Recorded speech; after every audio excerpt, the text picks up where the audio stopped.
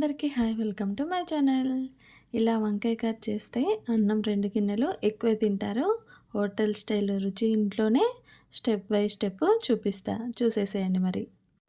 ఈరోజు మనం చేసేది సూపర్ టేస్టీ మసాలా వంకాయ కర్రీ. ఇది ఒక్కసారి ట్రై చేస్తే మళ్ళీ మళ్ళీ ఇదే చేస్తారు.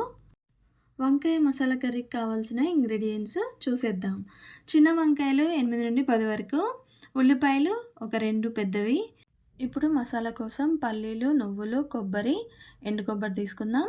ధనియాల పొడి, జీలకర్ర పొడి, గరం మసాలా, తగినంత ఉప్పు, కరివేపాకు, కొత్తిమీర. మసాలా రుచిగా రావాలంటే పల్లీలు, నువ్వులు తప్పక వేయాలి. ఇదే అసలు సీక్రెట్. ముందుగా కడాయి తీసుకొని అందులోకి ఆయిల్ కొంచెం యాడ్ చేసుకున్న తర్వాత ఈ విధంగా కట్ చేసి పెట్టేసుకున్న వంకాయ ముక్కలు, కొంచెం సాల్ట్ యాడ్ చేసుకొని ఒక 2 మినిట్స్ వరకు ఫ్రై చేసుకుందాం. ఈలోపు మనం మసాలా కోసం ప్రిపరేషన్ చేసేసుకుందాం. ముందుగా ప్యాన్లో పల్లీలు, నువ్వులు, కొబ్బరి వేసి లైట్గా వేయించాలి. ఆయిల్ యాడ్ చేయాల్సిన అవసరం లేదు. ఇవి చల్లారాక మిక్సీలో వేసి స్మూత్గా పేస్ట్ చేసుకొని పక్కకు పెట్టేసుకోవాలి. ఇది మన కర్రీకి అసలు ఫ్లేవరు ఇస్తుంది. వంకాయలను ఇలా క్రాస్గా కట్ చేయాలి, కానీ పూర్తిగా కట్ చేయకూడదు. మసాలా కోసం పల్లీలు, నువ్వులు వేయించుకుంటాం కదా, అప్పుడు ఆఖరిలో నువ్వులు యాడ్ చేసుకొని వేయించుకోవాలి. ముందుగా యాడ్ చేసామంటే మాడిపోతాయి, టేస్ట్ చేంజ్ అవుతుంది. ఇక్కడ నేను వంకాయలు చూపిస్తున్నాను. ఆల్మోస్ట్ మనకి సగం వరకు ఉడికిపోయి ఉన్నాయి. ఇంకా సగం వరకు మనం కర్రీలో ఉడికించుకోవాలి. మొత్తం మెత్తగా అయ్యేంత వరకు ఉడికించామంటే కర్రీలో వేసినప్పుడు వంకాయ ముక్కలు విడిపోతాయి, అస్సలు బాగోదు. ఇప్పుడు మనం కడాయి తీసుకొని అందులో కొంచెం ఆయిల్ యాడ్ చేసుకొని సన్నగా కట్ చేసి పెట్టుకున్న ఆనియన్స్ ముక్కలు యాడ్ చేసుకొని కొంచెం సేపు వరకు ఫ్రై చేసుకుందాం. ఇలా ఫ్రై అయిన తర్వాత మనం అందులోకి కొంచెం పసుపు, అదేవిధంగా అల్లం వెల్లుల్లి పేస్ట్ కూడా యాడ్ చేసుకుందాం. అన్నీ కూడా గోల్డెన్ కలర్ వచ్చేంత వరకు వేయించుకోవాలి. ఇక్కడ టమాటాలు వాడడం లేదు కదా, మనం ఇందులోకి కొంచెం నిమ్మకాయ సైజ్ అంతా చింతపండు తీసుకొని రసం తీసి పక్కకు పెట్టేసుకొని ఉంచుకోవాలి. అల్లం వెల్లుల్లి పేస్ట్ కూడా మనకు సరిగ్గా మగ్గిపోయింది. ఇప్పుడు ఇందులోకి రుచికి సరిపడినంత చిల్లీ పౌడర్ కూడా యాడ్ చేసుకున్న తర్వాత చిల్లీ పౌడర్ అంతా కూడా ఆయిల్లో కలిసిపోయే విధంగా కలిపి పెట్టేసుకొని ఒక 1 మినిట్ వరకు అలాగా ఫ్రై చేసుకోండి. చిల్లీ పౌడర్ మనం ఇక్కడే ఆయిల్లో యాడ్ చేసుకున్నప్పుడు మసాలా కర్రీ మరింత టేస్ట్గా వస్తుంది. అందుకోసమని ఇక్కడే యాడ్ చేసుకుంటున్నాను.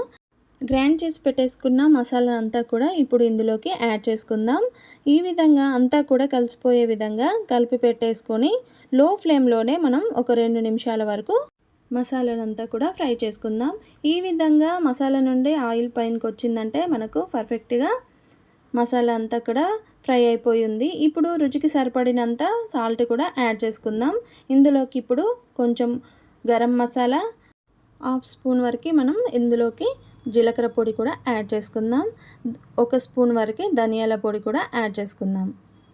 పొడి మసాలాలన్నీ కూడా మనం యాడ్ చేసుకున్న తర్వాత చింతపండు గుజ్జు కూడా మనం ఇందులోకి యాడ్ చేసుకుందాం. ఒకసారి అంతా కూడా కలిసిపోయే విధంగా కలిపి పెట్టేసుకోవాలి. ఈ విధంగా ఆయిల్ అంతా పైనకి వచ్చేసినప్పుడు మనకు మసాలా అంతా కూడా సరిగ్గా ఫ్రై అయి ఉంది. చింతపండు రసం యాడ్ చేసుకున్న తర్వాత మరి కాస్త వాటర్ యాడ్ చేసుకోవాలి. ఎందుకంటే మసాలా మరి ముద్దలాగా ఉండకూడదు, కొంచెం పల్చగా ఉంటేనే మనకు తినేటప్పుడు చాలా రుచిగా ఉంటుంది. గ్రేవీలో మనం వాటర్ యాడ్ చేసుకున్న తర్వాత ఒక 2 మినిట్స్ వరకు మూత పెట్టుకొని లో ఫ్లేమ్లోనే ఫ్రై చేసుకుందాం. మసాలా నుండి మనకు ఆయిల్ పైనకి వస్తుందంటే అప్పుడు మనకు సరిగ్గా మసాలా గ్రేవీ రెడీ అయిపోయినట్టు. ఇప్పుడు ఇలా ఉడుకుతున్నప్పుడు మనం ఫ్రై చేసి పెట్టేసుకున్న వంకాయలన్నీ కూడా యాడ్ చేసుకుందాం.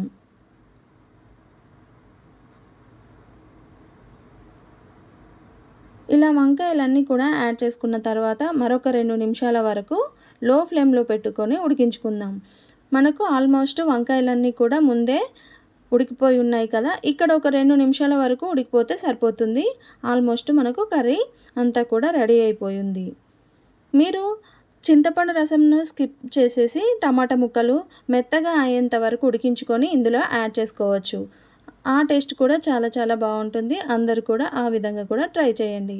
కానీ చింతపండు రసం వేసుకున్నామంటే మనకు క్యాటరింగ్ స్టైల్ మసాలా వంకాయ టేస్ట్ వస్తుంది. అందరూ కూడా ఇలా ట్రై చేయండి. ఇప్పుడు వంకాయ వేసిన తర్వాత లో ఫ్లేమ్లోనే నెమ్మదిగా కుక్ చేయాలి. మంచి టిప్ చెప్తాను. వంకాయలు వేసిన తర్వాత లో ఫ్లేమ్‌లోనే నెమ్మదిగా కుక్ చేయాలి. వంకాయలు విడిపోకుండా ఉంటాయి. మూత పెట్టి 10 నిమిషాలు ఉడికిస్తే వంకాయలు సాఫ్ట్‌గా అవుతాయి. ఇక్కడ చూడండి, మనకు నూనె అంతా కూడా పైనకి వస్తుంది కదా! అంటే మన కర్రీ అంతా కూడా రెడీ అయినట్టే. ఇలా సూపర్ టేస్టీ మసాలా వంకాయ కర్రీ రెడీ అయిన తర్వాత అన్నంలో కానీ, రోటీలో కానీ, బగారా రైస్‌లో కానీ దేనికైనా పర్ఫెక్ట్‌గా ఉంటుంది. ఓన్లీ వెజ్ తినే వాళ్ళకి ఈ మసాలా వంకాయ కర్రీ చాలా బాగా నచ్చుతుంది. టేస్ట్ కూడా డిఫరెంట్‌గా ఉంటుంది. అందరూ కూడా ట్రై చేయండి. వంకాయకు మసాలా అంతా కూడా పట్టి సింగిల్ వంకాయ తిన్నా కూడా చాలా చాలా టేస్ట్‌గా ఉంటుంది. ఒకసారి ట్రై చేసి ఎలా ఉందో కామెంట్ సెక్షన్‌లో కామెంట్ చేయండి. మీరు వంకాయ కర్రీ ఎలా చేస్తారో కూడా కామెంట్‌లో చెప్పండి. మసాలా వంకాయ వండేటప్పుడు తప్పకుండా ఫ్రెష్‌గా ఉన్న వంకాయలు తీసుకోండి. చిన్నగా ఉన్నవంటే చాలా టేస్ట్‌గా ఉంటాయి. అదేవిధంగా కట్ చేసుకునేటప్పుడు పుచ్చులు లోపల మనకు కనిపించవు. పుచ్చులు కూడా తీసివేసి మంచి ఫ్రెష్‌గా ఉన్న వంకాయలు వాడండి. ఏదైనా గృహప్రవేశాలు జరుగుతున్నప్పుడు కూడా ఈ వంకాయ రెసిపీ చాలా చాలా బావుంటుంది. అందరూ కూడా ఈ రెసిపీని ట్రై చేసి అందరినీ సర్ప్రైజ్ చేసేయొచ్చు. కర్రీలో మనకు ఎంత మసాలా కావాలో అంతే మసాలా వాడుకోవాలి. సమ్మర్‌లో కూడా ఈ టేస్ట్ అయిన మసాలా కర్రీ వండుకొని తినొచ్చు. ఎలాంటి ఇబ్బంది లేకుండా ఈజీగా తయారు చేసుకునే ఈ హోమ్‌మేడ్ ఈజీ రెసిపీస్ కోసం శాండీ టాక్ హియర్‌ని సబ్స్క్రైబ్ చేసుకోండి, లైక్ చేయండి, షేర్ చేయండి, సపోర్ట్ చేయండి ప్లీజ్. అందరూ చూస్తున్నారు, లైక్ చేయట్లేదు. Please like me.